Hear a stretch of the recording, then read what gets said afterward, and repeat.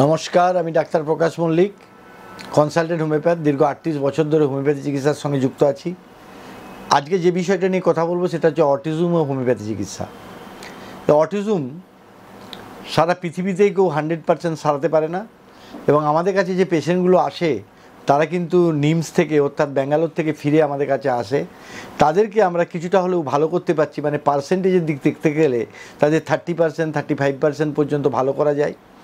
এবং এই অটিজমের বাচ্চা যখন জন্মগ্রহণ করে তখন কিন্তু নর্মালি জন্মগ্রহণ করে, কিন্তু পরবর্তীকালে তার আই কন্ট্যাক্ট করতে চায় না, অন্যের সঙ্গে মিশতে চায় না, এবং তারা যা কথা বলে দুটো বলে। অনেক সময় বাবা মা অনেক দেরি করে বলে। কিন্তু আমাদের কাছে বেশ কিছু পেশেন্ট আছে যারা এখন কথা বলছে ভালোভাবে, আমাকে এসে বলে গুড মর্নিং ডক্টর।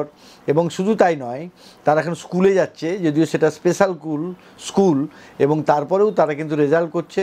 এবং অটিজমের ক্ষেত্রে আমরা একটা জেনেটিক্যাল টেস্ট করাই। জেনেটিক্স হচ্ছে আরএনএ ডিএনএ কোনটা তার ডিফেক্ট আছে দেখে যদি আমাদের হোমিওপ্যাথি ওষুধ আছে জেনেটিক্যাল মিউটেশন করাতে পারে। এটা শুধু আমার কথা নয়, আমাদের একজন বন্ধু, তিনি সম্প্রতি মারা গেছেন, ডক্টর বলরাম জানা। তিনি ক্যালকাটা ইউনিভার্সিটির বোটানিক্যাল ডিপার্টমেন্টে একটা গবেষণা করেছিলেন, যেখানে জুটকে নিয়ে করেছিলেন। সেখানে তিনি দেখিয়েছিলেন যে হোমিওপ্যাথি ওষুধ মিউটেশন, জেনেটিক্যাল মিউটেশন ঘটাতে পারে। এবং এটা তিনি first PhD in Calcutta university in homeopathy.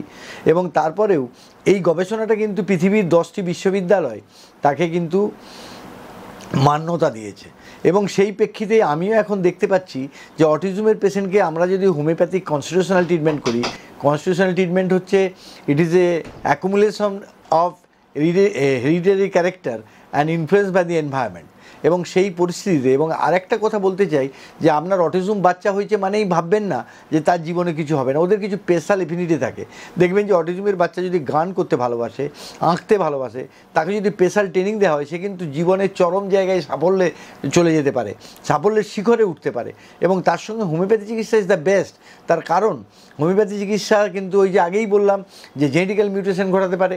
এবং আমাদের কাছে প্রচুর পেশেন্ট আছে, আগেই বলেছি যে তারা এলোপ্যাথি শেষ করে এসছে এবং তারা দিনকে দিন উন্নতি করছে। তারা স্কুলে যাচ্ছে, তারা গান শিখছে, তারা ছবি আঁকছে, এবং যে ছবি আঁকা তাদের মধ্যে কিন্তু প্রতিভার স্ফুরণ ঘটছে।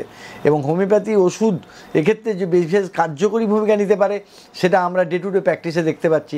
তাই অটিজম পেশেন্টকে অবহেলা করার কোনো জায়গা নেই, তার সঙ্গে সহানুভূতি নিয়ে। এবং আমাদের হোমিওপ্যাথির ধাতুগত চিকিৎসা করলে অটিজমের মানে পেশেন্ট কিন্তু উত্তরোত্তর ভালো থাকবে। এবং এমন পেশেন্টও হয়েছে যে আগে লজ্জাজনিত কারণে সে বয়স হয়ে গেছে কিন্তু সে গামছা পর্যন্ত পরতো না, সে এখন লজ্জা বুঝতে পারে, পায়খানা কথা বলতে পারে, তার বাবা মার সঙ্গে গুড বিহেভ করে, এবং স্কুলে তার দিদিমণিদের সঙ্গে সে ভালো ব্যবহার করে। সেটা আমাদের হোমিওপ্যাথি ওষুধের গুণ। তাই অটিজমের বাচ্চা, অটিজম যদি ডায়াগনোসিস হয়ে যায় ভয় পাওয়ার কিচ্ছু নেই, এবং হোমিওপ্যাথি চিকিৎসার উপরে ভরসা রাখতে পারেন। আমরা আপনাদের পাশেই আছি। এবং আমি একটা কথা বলি যে যখন কোনো প্যাথিতে কোনো জিনিস সারে না, when allopathy fails homeopathy can begins, অর্থাৎ সেই দৃষ্টিকোণ থেকে যদি আপনি হোমিওপ্যাথি চিকিৎসা করেন এ ব্যাপারে কিন্তু আপনি সাফল্য পাবেন।